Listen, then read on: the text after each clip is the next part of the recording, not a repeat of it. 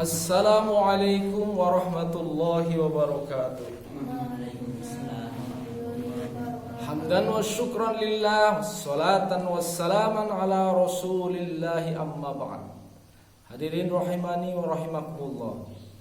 Pada kesempatan hari ini kita harus bersyukur kepada Allah Subhanahu wa ta'ala, karena Allah Subhanahu wa ta'ala telah membangkitkan kita dari tidur kita, di mana tidur kita adalah saudaranya mati, ya. Berarti kita sesungguhnya telah dimatikan oleh Allah Subhanahu wa ta'ala dengan kematian yang sementara. Kemudian Allah bangunkan lagi dalam keadaan Islam dan iman. Tidak sekedar itu, tapi Allah berikan kekuatan kita untuk hadir, ya, memenuhi panggilan Allah Subhanahu wa ta'ala melalui muadzin. Allahu Akbar, Allahu Akbar. Apa artinya? Allah adalah zat yang maha besar. Ada enggak yang lebih besar daripada Allah? Tidak. Apa artinya? Kalau Allah Subhanahu wa ta'ala kita yakini sebagai zat yang maha besar, adakah yang lebih penting daripada panggilan Allah?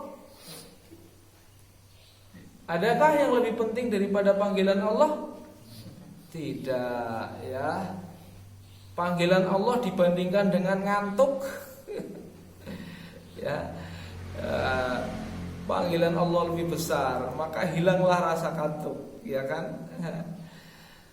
Hilang rasa malas, ya. Kalau Allah panggil, maka kita siap labbaik Allah, ya kan? Kita siap untuk memenuhi panggilan Allah. Kalau kita siap memenuhi panggilan Allah, maka insya Allah semua rintangan, rewe-rewe rantas, malang-malang puntung, ya, malang-malang puntung atau malang-malang buntung, rewe-rewe rantas, malang-malang apa? Puntung.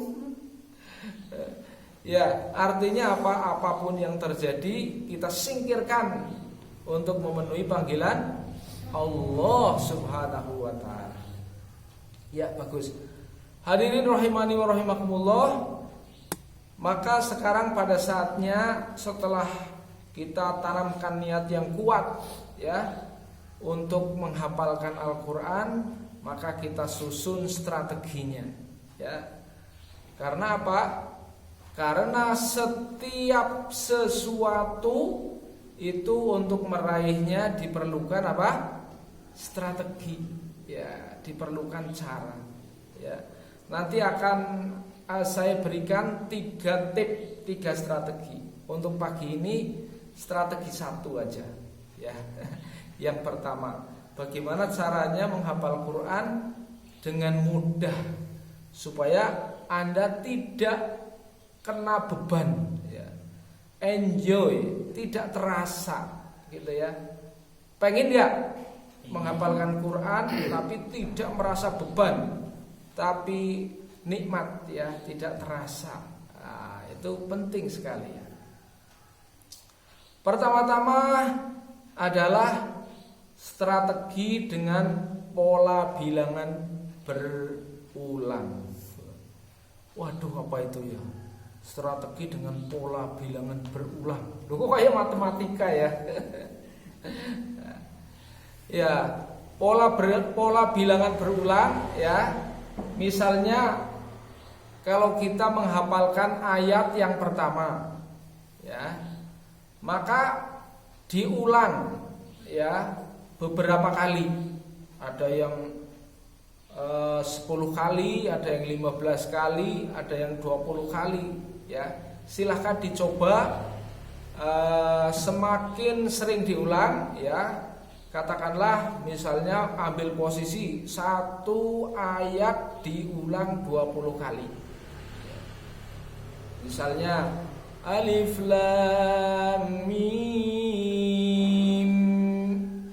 Ulang lagi. Alif Lam Mim. Ulang lagi. Alif Lam Mim. Ulang diulang lagi. Terus ya, sampai berapa kali ya, misalnya cukup 10 kali nggak apa-apa ya. Usahakan istiqomah kita mengulangnya ya, misalnya 10 kali sudah bagus ya, nggak apa-apa 10 kali. Terus nanti baru dibaca ayat berikutnya ya. Dzalikal kitabu la raiba fih.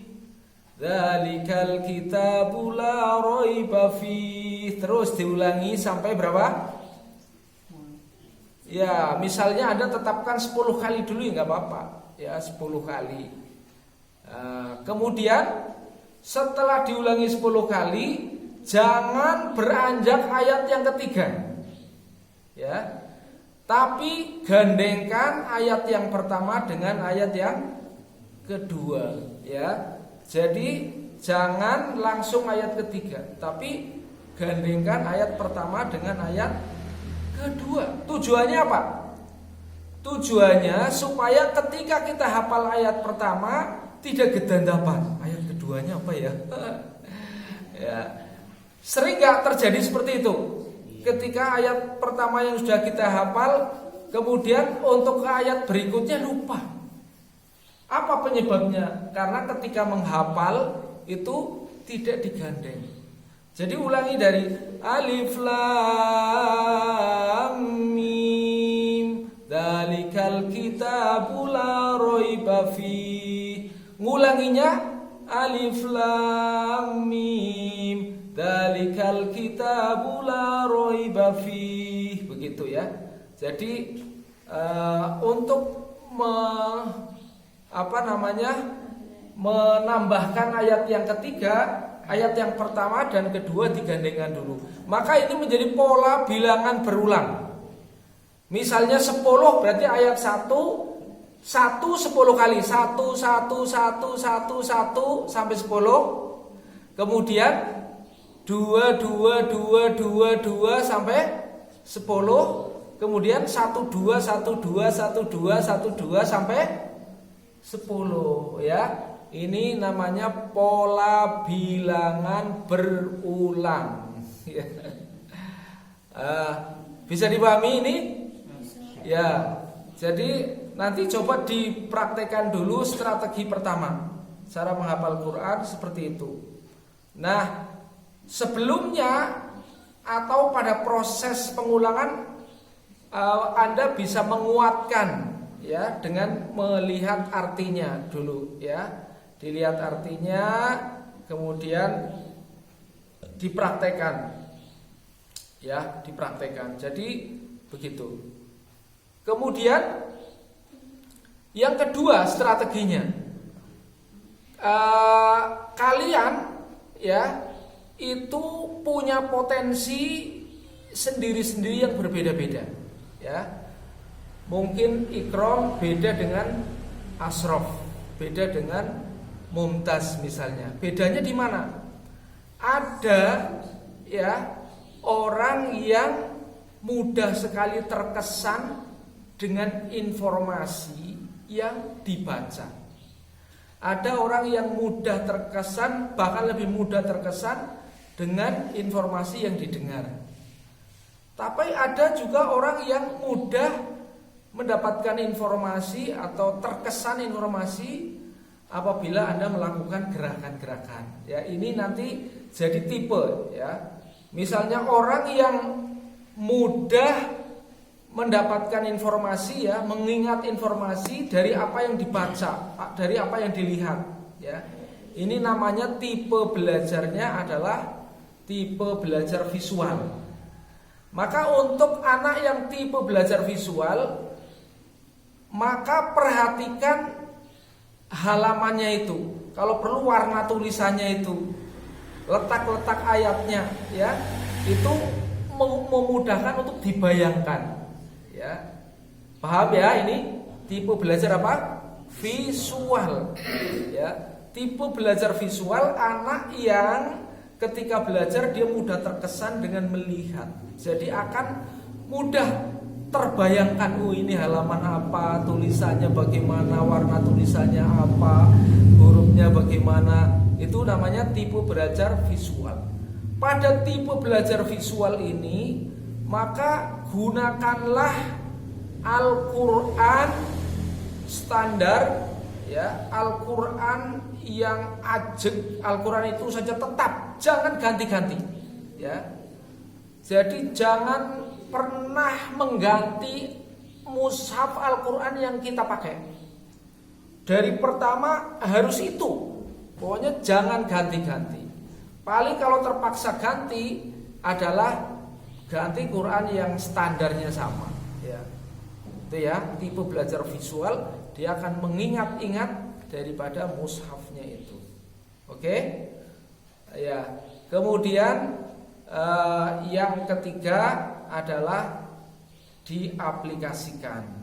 Ya, jadi nanti diaplikasikan itu artinya diulang-ulang tapi dalam konteks yang bermanfaat.